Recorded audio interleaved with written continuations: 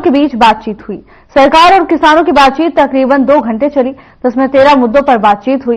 बैठक के बाद किसान नेता गुरनाम सिंह चढ़ूने का बयान सामने आया। उन्होंने कहा कि सीएम नायब सैनी के साथ किसानों से जुड़े 13 विभिन्न मुद्दों पर चर्चा हुई है। इसके साथ ही उन्होंने बताया कि 13 मुद्दों पर सकारात्मक बातचीत हुई। सीएम सैनी ने सभी मांगों पर विचार कर पूरा करने का आश्वासन भी दिया। बता दें कि हाल ही में केंद्र सरकार की तरफ से भेजे गए कृषि ड्राफ्ट के सुझाव में किसान यूनियन ने हरियाणा में प्राइवेट मंडी बनाने का विरोध किया। केंद्र सरकार ने सुझाव देने की तारीख बढ़ाकर 10 जनवरी कर दी।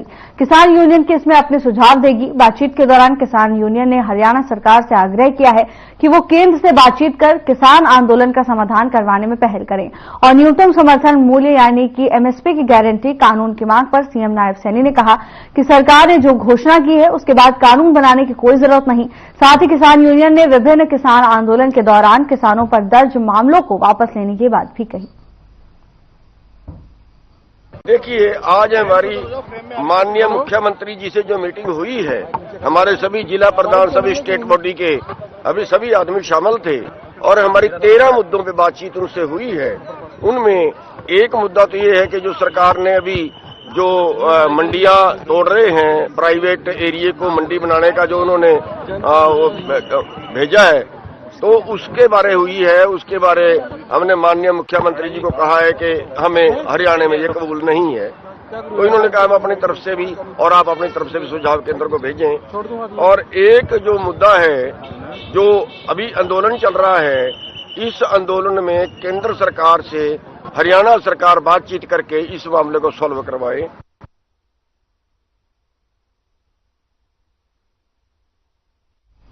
2019 बैच के डॉक्टर मयंक गुप्ता ने रेवाड़ी के पुलिस अधीक्षक का पदभार संभाल लिया है। उन्होंने कहा कि बढ़ते साइबर अपराध और अपराधियों पर कैसे अंकुश लगाया जाए और कैसे कानून व्यवस्था को बेहतर बनाया जाए, ऐसा उनका प्रयास रहेगा। उन्होंने पुलिस प्रशासन के साथ जनता से भी अपील की। अपराधों पर अंकुश लगाना और सभी को सुरक्षा प्रदान करना पुलिस प्रशासन का काम है, लेकिन इसमें जनता का भी सहयोग अपेक्षणीय है। उन्होंने कहा कि 9 वर्ष की पूर्व संध्या पर बेवजह हुड़दंग करने वालों को भी चेतावनी दी और कहा कि नए साल का स्वागत जरूर करें, लेकिन किसी के लिए परेशानी का सबब न बने। ऐसे हुड़दंगियों पर नकेल कसने के लिए पुलिस की पैनी नजर रहेगी। डॉक्टर मयंक ज्वाइनिंग के बाद पत्रकारों के सवालों का जवाब दे रहे थे और उसी दौरान उन्होंने इन तमाम मुद्दों को लेकर जानकारी दी।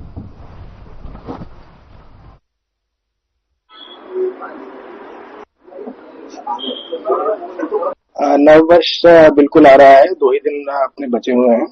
तो नववर्ष में सभी से मेरी गुजारिश भी है और सभी को यह सलाह भी है कि आपका सेलिब्रेशन किसी और के लिए न्यूसेंस ना बने। तो अपना जिम्मेदारी से अपना सेलिब्रेशन करें और अगर कोई इस प्रकार का हुड़दंगबाज व्यक्ति है, कोई ड्रंक ड्राइविंग करने वाले युवा हैं, उन पर हमारी विशेष नजर रहेगी, उन पर बिल्कुल कड़ाई से एक्शन लिया जाए। मेरा सपना इसमें दोनों चीजों के लिए है। एक तो हमारे पुलिस विभाग के जो मुलाजिम है उनके लिए है और एक जनता के लिए भी है। तो इसमें सबसे पहले तो ये है कि पुलिस और जनता के बीच में विश्वास बहुत ही ज्यादा सुदृढ़ रहे, यानी किसी भी व्यक्ति को पुलिस को अप्रोच करने में बिल्कुल भी संकोच ना हो और अपराधियों के मन में पूरा भय पुलिस प्रशासन का रहे, यही मेरा विजन है। और साथ ही साथ में कैपेसिटी बिल्डिंग की तरफ, जैसे मैंने पहले भी कहा, कि स्पेशल फोकस रहेगा कि आजकल हमारा हर जो मुलाजिम है वो नव तकनीक के कारण जो चीजें आसान हो गई हैं उनके अंदर पूरा एक्सपर्ट हो और उन चीजों को धरातल पर इम्प्लीमेंटेशन हमारा सुदृढ़ता से किया जाए।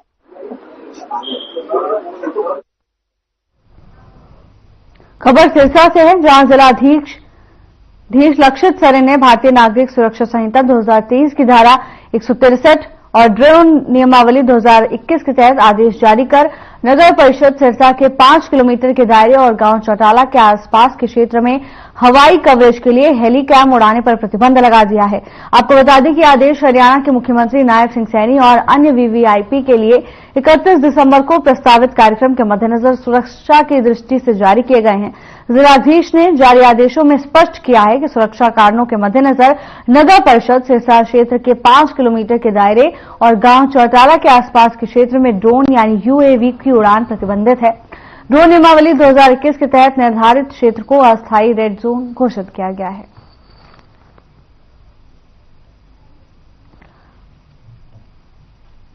मुख्यमंत्री और तमाम वीवीआईपी के प्रस्तावित दौरों को लेकर सुरक्षा के कड़े इंतजाम किए गए हैं और इसी क्रम में जिला अधीक्षक की ओर से जिलाधीश की ओर से ये नियम लागू किए गए, जिसमें प्रतिबंधित क्षेत्र में हेलीकॉप्टर उड़ाने पर रोक रहेगी, तो वहीं इस क्षेत्र को अस्थायी रेड जोन घोषित कर दिया गया है। जिलाधीश ने प्रस्तावित दौरों को लेकर ये नियमावली जारी की है, जिसमें बीएनएस की धारा के तहत क्षेत्र में हेलीकॉप्टर उड़ाने पर प्रतिबंध रहेगा। आपको बता दें कि मुख्यमंत्री समेत तमाम वीवीआईपीओ का दौरा यहां पर प्रस्तावित है और इसी को देखते हुए सुरक्षा के कड़े इंतजाम किए गए हैं। सुरक्षा की दृष्टि से इस क्षेत्र को अस्थायी रूप से रेड जोन घोषित किया गया है।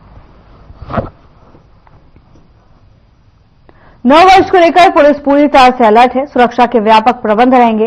हुड़दंगबाजी करने वालों पर विशेष नजर रहेगी। पुलिस अधीक्षक ने सभी प्रबंधक थाना को कानून व्यवस्था बनाए रखने के निर्देश दिए। हुड़दंगबाजी करने वालों पर विशेष नजर रखने के आदेश भी दिए गए हैं। तो वहीं पुलिस अधीक्षक ने सभी प्रबंधक थाना को कानून व्यवस्था बनाए रखने के लिए ये निर्देश दिए हैं। पुलिस अधीक्षक की ओर से बताया गया, जिला के सभी पर्यवेक्षक अधिकारियों, थाना प्रबंधक, चौकी इंचार्ज अपराध यूनिट्स प्रभारियों को नव वर्ष के लिए कानून व्यवस्था बेहतर बनाए रखने के निर्देश दिए।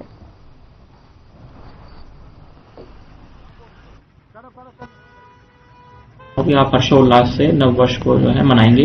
इसके साथ साथ पुलिस की जो है व्यवस्थाएं जो है चाक चौबंद की गई हैं। जिला कुरुक्षेत्र में जगह जगहों पर नाकाबंदी करके चेकिंग की जा रही है, जिसमें विशेष तौर पर 2 व्हीलर्स और हुड़दंगबाजी मंचलों पर हम लोग चेकिंग कर रहे हैं। साथ ही साथ आपराधिक तत्वों पर भी हम लगातार जो है नजर बनाए हुए हैं।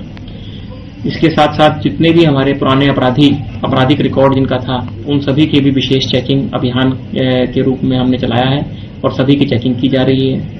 नशा तस्करों पर भी विशेष जो है चेकिंग की जा रही है। मोटर व्हीकल एक्ट के जो चलान्स हैं वो भी जो है वो जगह जगहों पर चेकिंग की जा रही है। और शराब पीकर गाड़ी चलाना, triple riding without helmet, wrong parking, no parking, black film, without number plate, without pattern number plate इत्यादि के जो वायलेशंस हैं, इसको सख्ती से लेकर उसके सभी पे चालान किए जा रहे हैं। पुंडरीखंड के गांव फतेहपुर में पुलिस प्रशासन की कड़ी कार्रवाई देखने को मिली। नशे के खिलाफ पुलिस प्रशासन ने बड़ी टीम के साथ गांव में कई स्थानों पर दबिश दी। पत्रकारों से बातचीत करते हुए थाना प्रभारी बलबीर सिंह ने बताया कि उनके पास बड़ी मात्रा में शिकायतें आ रही थी। थाना प्रभारी बलबीर सिंह ने बताया कि पुंडरी से नशे के कारोबार को पनपने नहीं देंगे।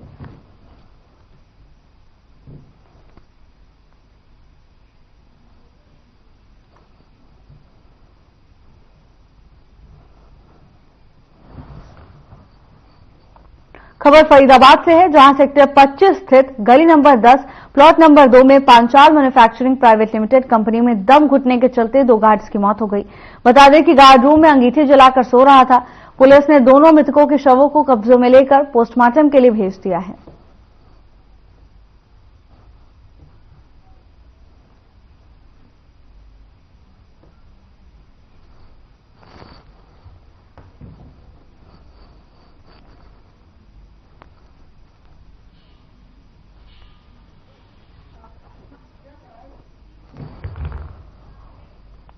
महेंद्रगढ़ जिले के सीमा गांव में 29 दिसंबर की रात एक दर्दनाक हादसा हो गया। एक कार अनियंत्रित होकर जवाहरलाल कैनाल नहर में जा गिरी। इस हादसे में ड्राइवर की मौत हो गई। जानकारी मिली है कि हादसे के वक्त नहर के पास ही कुछ युवक खाना खा रहे थे। युवकों ने जब हादसा देखा तो तुरंत ही पुलिस को सूचना दी। युवकों ने नहर से गाड़ी में फंसे व्यक्ति को जैसे तैसे बाहर निकाला और एम्बुलेंस की मदद से अस्पताल पहुंचाया गया है। नारनौल के नागरिक अस्पताल पहुंचाया गया, लेकिन डॉक्टर्स ने जांच के बाद कृष्ण कुमार को मृत घोषित कर दिया। सूचना मिलने के बाद मौके पर पुलिस पहुंची। बता दें कि मृतक की पहचान 41 वर्षीय कृष्ण कुमार के रूप में हुई है, जो गांव डेरोली अहीर का रहने वाला बताया जा रहा था।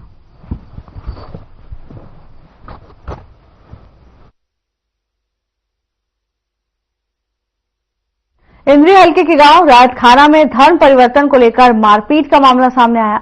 इस मामले में पुलिस की ओर से कार्रवाई न होने से खफा होकर बजरंग दल और विश्व हिंदू परिषद के कार्यकर्ताओं ने शहर में जोरदार प्रदर्शन किया और थाने में जमकर बवाल काटा। मौके पर इंद्री थाना प्रभारी पहुंचे, जहां पर उन्होंने बजरंग दल में विश्व हिंदू परिषद के कार्यकर्ताओं को आश्वासन दिया कि इस मामले में ठोस कार्रवाई की जाएगी।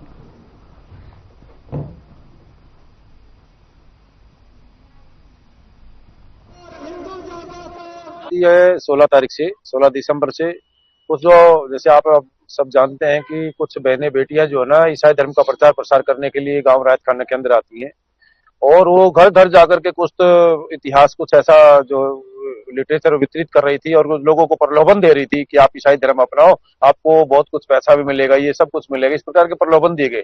तो एक साथी है जिसका नाम है नरेंद्र सैनी, उनको ये बात तो वो आए नहीं, लेकिन वो उनके साथ जबरदस्ती करने लगे, भाई साहब आप भी आइए, आपको भी धन दौलत देंगे, सब कुछ होगा, आपका सब उद्धार हो जाएगा, वो और हिंदू धर्म की बुराइयां करने लगी उनके सामने। गांव में क्रिश्चियन बने हैं, उन्हें बुलाए थे हमारे गांव के अंदर।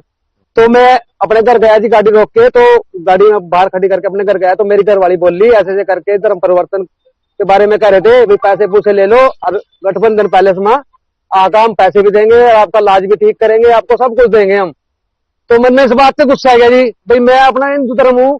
मेरी घर वाली ने मेरे को फोन मारा, मैंने जाकर ये गुरुद्वारे के पास रोक ली कि तुम अब मेरे गांव में क्या चीज कर रही हो, प्रचार कर रही, हमारे गांव में देवी देवते सब कुछ है, आप किस चीज का प्रचार कर रहे, और आपको किसी ने अथॉरिटी दी प्रचार करने की यहाँ। उसके बाद ही उन बंदों ने 18 तारीख ने दुकान के ऊपर मेरा हमला बोल दिया। मेरा नाम है धीर सिंह, मैं 4 साल पहले ग्राम पंचायत रायत खाना में मेंबर ऑफ पंचायत था।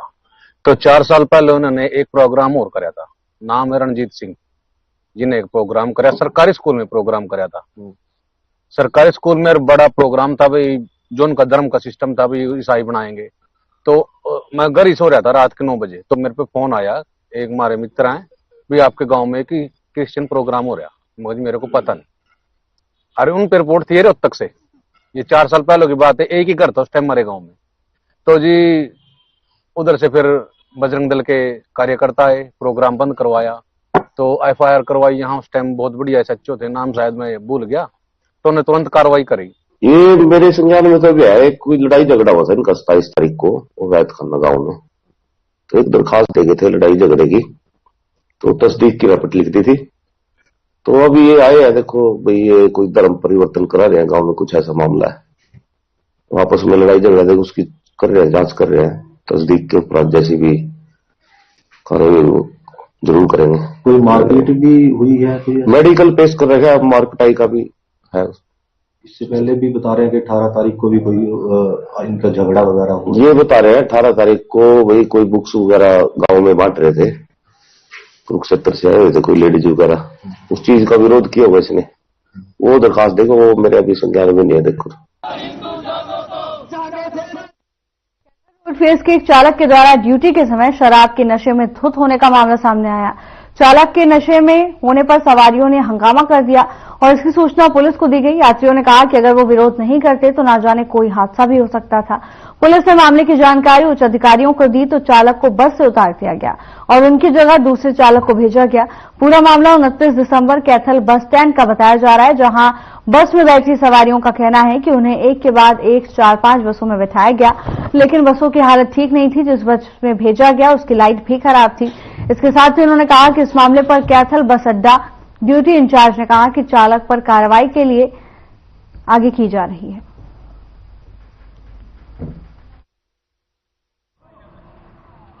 मैं रोड पे माची कूट रही है जी, हम तीसरी बस में बैठे हैं, इनकी किसों की बैटरी फूट रही है, कोई चलती कोई नहीं, किसों का किसी की लाइट फूट रही है, कोई 10 बस हमें तो तार दिया में। यमुनानगर की बस, यमुनानगर की बस है जी, ड्राइवर शराब पी रहा है जी, ड्राइवर शराब पी रहे हैं जी, फुल तल्ली हो रहा, हम 3 बस हमें तो तार दिया जी, माना कल 70 जाना है।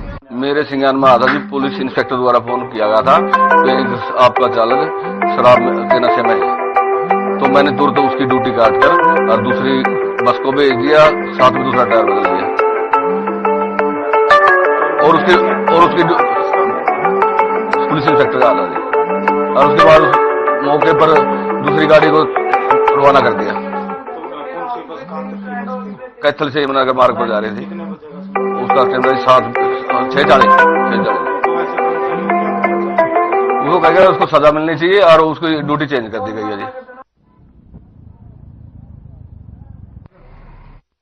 भवानीखेड़ा में प्राथमिकी कृषि सहकारी समिति बैंक में सोमवार को किसानों को यूरिया खाद वितरण किया गया, जिसमें कुछ किसान खाद नहीं मिलने से वंचित रह गए। किसानों ने अधिकारियों पर मिली भगत से आवश्यकता से अधिक खाद वितरण करने का आरोप भी लगाया है। तो वहीं किसान खाद वितरण को लेकर जल्द उपलब्ध करवाने की मांग की गई है। ताकि फसलों की अच्छी पैदावार हो सके और किसानों को मुश्किलों का सामना न करना पड़े। किसानों ने कहा कि उन्हें भवानी खेड़ा के सहकारी समिति बैंक में सोमवार को खाद वितरण करने के बारे में बताया गया, जिसके बाद से वो खाद लेने को सुबह से ही लाइन में लगे हुए थे। इसके बावजूद भी उन्हें खाद नहीं मिल पाई। खाद मिला कि नहीं मिला? कापी लेके आ रहा, कापी पे लेने को भी गदाए खोल दिया, कापी लेके आ रहा वहाँ मिल गई कापी का इस पर यार नुकसान भी नहीं लाग रहे थे भाई 2 घंटे में नंबर पड़ा, नंबर पड़ती है वो बाहर एक आदमी का बोले अभी खात बंद कर दे, ईवनू का 4 कट्टे पड़े हैं खाते कौन दी आपके आदमी अंधे भाई 100 कट्टे इसका भीतर पड़े हैं, वे प्रधान के रह गए भाई, अब इन तो मिला को नहीं 3 आदमी आते रहे थे कटली भाई खड़े रहे, नंबर आए हुए उल्टे जान लाग रहे गरीब नु का आगा हो। अधिकारी क्या कह रहे हैं इस बारे में? भाई अधिकारी नु कहे भाई वाली खाद तो सारे में आ रही थी। कब से इंतजार कर रहे थे खाद? मेरे 5 बजे चला गया, 1 महीना हो लिया खाद का इंतजार कर दिया, 5 बजे आए थे सुबह और आप अपने आदमियों ने खाद देवा है 2 कट्टे भी कौन देंदे भाई, आप अपने 20-20 देवा है। कितने आदमी खाली गए हैं सब?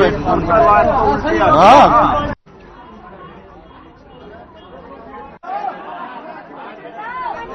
भवानीखेड़ा में किसानों की लंबी कतार देखने को मिली। किसानों का कहना है कि वो सुबह से खाद लेने के लिए कतारों में लगे रहे। इस कतार में महिलाएं भी शामिल रहीं।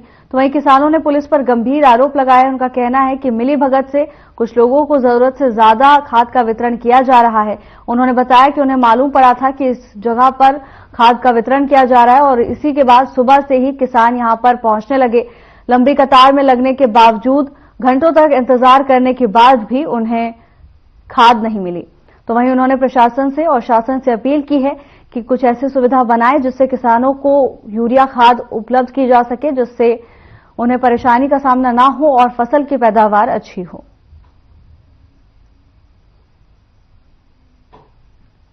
भवानीखेड़ा में किसानों में रोष नजर आ रहा है। किसानों का कहना है कि सुबह से लाइन में लगने के बावजूद उन्हें खाद नहीं मिली है। बुलेटिन में मेरे साथ बस इतना ही। अब वक्त हो चला है डॉक्टर राकेश गुप्ता के साथ हमारे खास कार्यक्रम प्लस माइनस का। दोस्तों आज का विषय